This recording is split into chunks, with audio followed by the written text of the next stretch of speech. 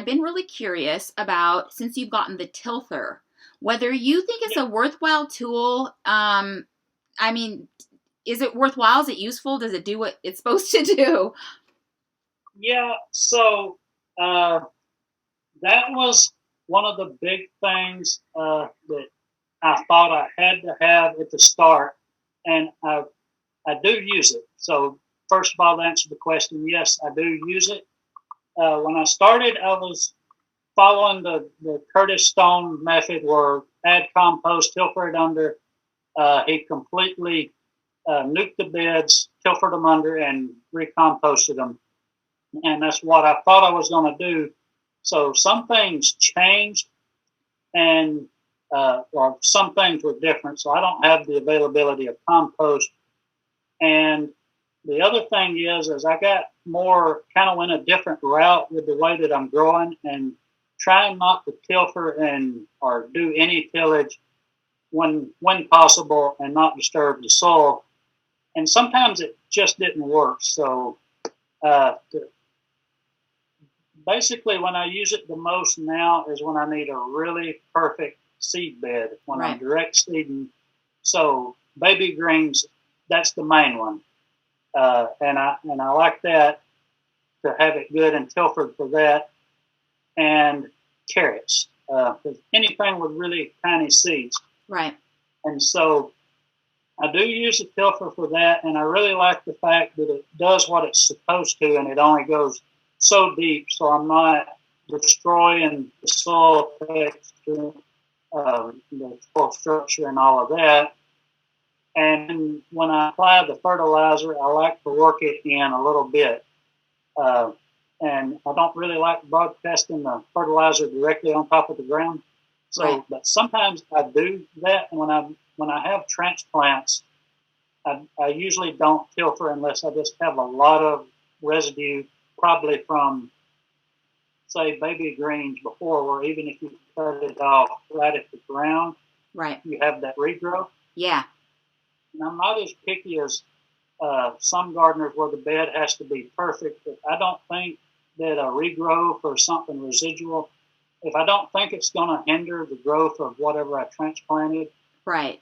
I don't worry about it. Yeah. Uh, but I don't use the tilfer all of that much. And going back to the availability of compost, actually, if I had more compost, more available, and it was better quality, I would actually, in a lot of cases, apply the fertilizer and put the compost and not tilfer, and I would just rake out the compost. Uh, you're using a cordless drill, and those batteries will wear out. So, for one thing, I'm not sure how eco-friendly it really is compared to a gas-powered thing. But the other Right. thing, I don't have it in here to show you, but there's a rope that comes up to the handle. Yeah. And this would be user error on my part, because I see a lot of the guys on YouTube using theirs, and they don't seem to be struggling with it. But I really don't like that mechanism. Like, I just want a handle that I push and engage and go. And I do like the fact that it's battery powered, because it's quiet. Because I don't Right. like using gas powered tools when I don't have to. I don't like the noise, because I actually enjoy working in the garden. Yeah. I honestly wished, I sort of wish that that was a gas powered, maybe a two stroke little tiny engine on that thing. Yeah. So yeah, I have a hate love relationship with that tool, because Yeah. I feel like, even with it being battery powered, I feel like the manufacturers could step up the game and make a more user friendly tool. Compost, because I know that you've had challenges with it, like the stuff that you can get is kind of not finished and stuff like that. So what I'm getting municipal compost right now. I'm going to Little Rock. It's a over an hour drive to get it. I have to haul it back, and I'm able to haul about 2 yards at a time, which is fine for the footprint that I have now. Right. But I have 5 25-foot beds, so go figure. That's, if I expanded into a production size, it would be hard to make that work. Right. And then actually, I don't. 2 yards per year is probably more than I need now that the beds are established. But to get Right. them established, it takes a lot more. Yeah. So, and what I'm running into, even when I do get the compost, I ask the people uh, at where I buy the compost, I ask them what went into the compost, and it's food waste from restaurants, but it's also landscape waste.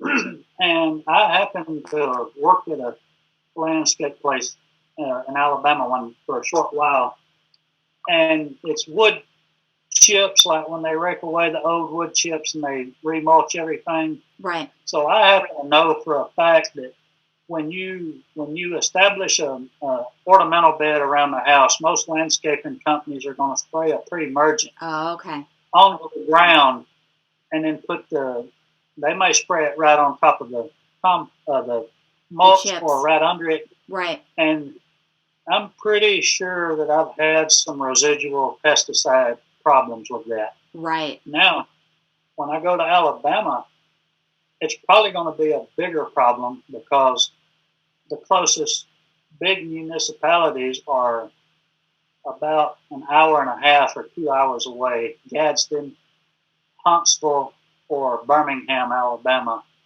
Uh, and I've looked online and I can't find anything worthwhile yet. Right. And it's as much as you need the compost to put crap compost down is a setback. Yeah. Now, when it breaks down, yeah, it's good and it's better than nothing. But in the meantime, you've lost a month of growth where you can just see the plant suffering. And yeah. That is right now. That is my biggest hurdle. Are there markets near you? Is it worthwhile when you're working a full-time job to sell what little bit you're doing just for experience? Is it, what's that like? So I haven't tried to sell any. If you see where I'm at on the map, I'm about an hour southeast of Little Rock, okay, in Arkansas.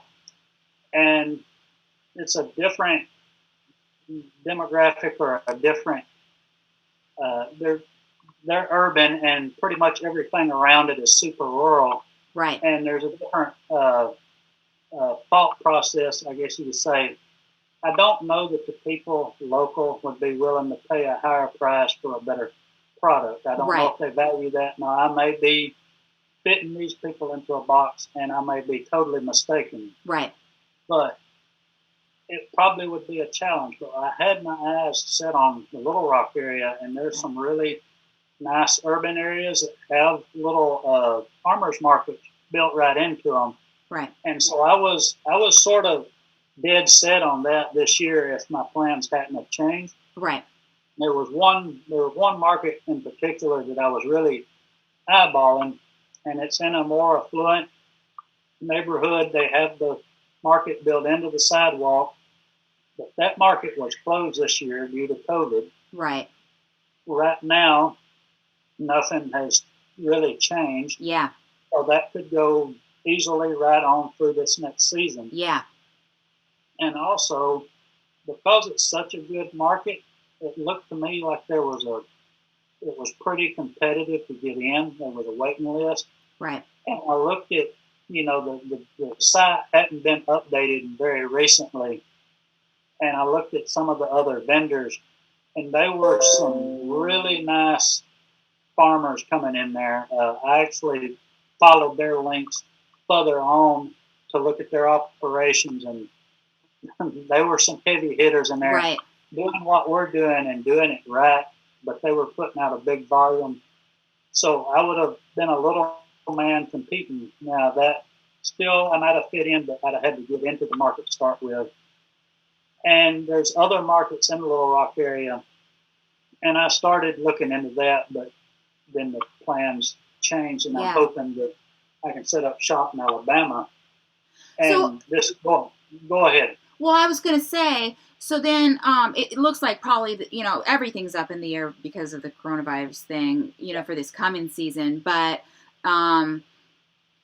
well, what do the markets look like in Alabama? How you know what I'm saying? Where would you have to go to sell your stuff there? Could you do something nearby? I feel better about that one. So on the local level, we have a pretty weird demographics, not the right word, but we have a different mix of people in Alabama. So I'm in the rural area here, and it's pretty consistent. But when you get to where I'm at in Alabama, the geography changes fast, and with that, the people change fast. So there's some higher income areas, and that's usually directly associated with geography. So like the brow of Lookout Mountain is what I'm mainly thinking of. It's beautiful property, and obviously there's higher income people living there, and so they have a market really close to where my farm is. 20, 30 minutes from there. That I'm familiar with that area, and I could get in pretty good, I think. Speaking of markets and what we feel like our customers might want to buy, and then like kind of what we want to grow. What are the things that you really actually enjoy growing, but you don't know that you could sell them? And then what are the things that you feel like you really ought to be growing for customers, but you don't really like to grow them? I'm just kind of curious. Are there some crops like that? That's really something that I'm glad you asked that, because that's what I want to grow and what I need to grow are opposites. Oh, darn. And it's not that bad. Right. But, as I'm getting better at growing, I'm liking to do certain things more. So, right.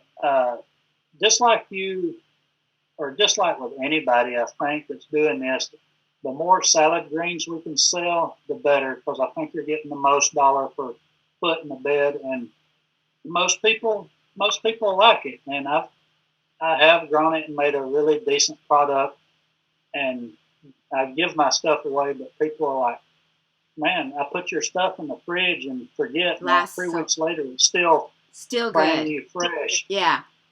And they love the product, so I feel confident there. But I like growing longer season crops, which I could sell those, but they would be extremely low profit. So okra is the big one. I think okra is my all-time favorite crop to grow. It's probably my favorite to eat.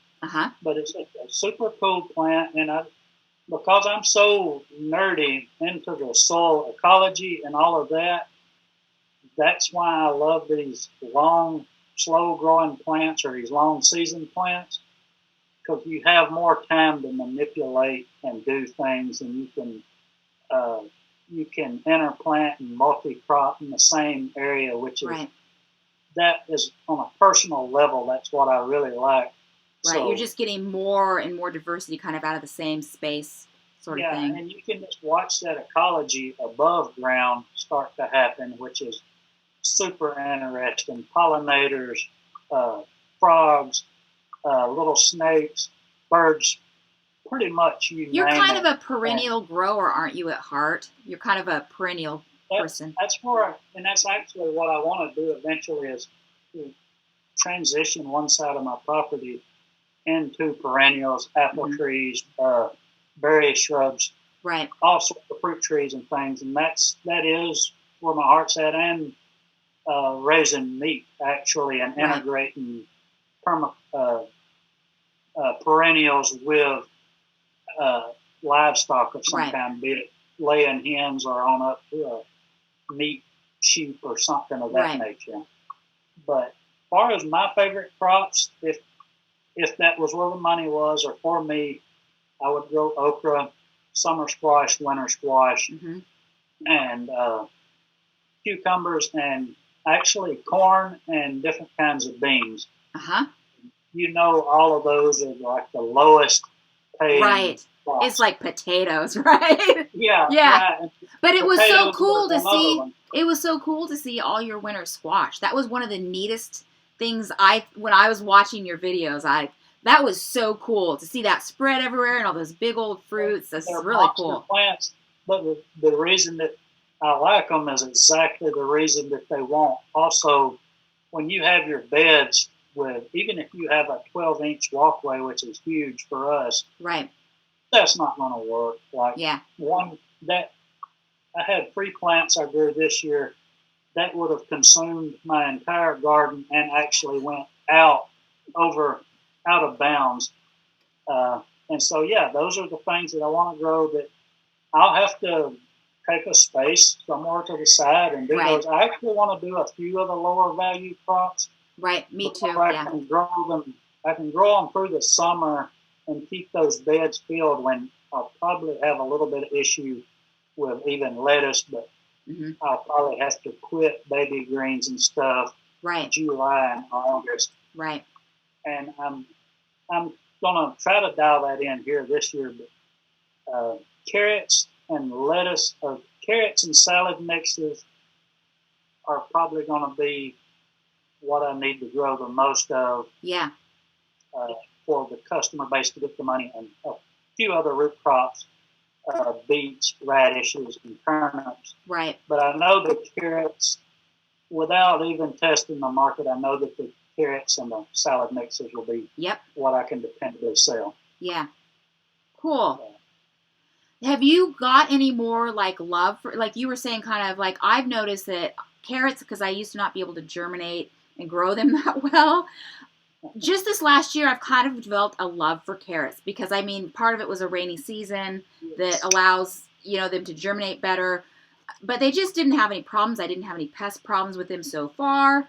And so I've kind of gotten more of a love for them. Have you found kind of more of a little bit of a love for some of those things?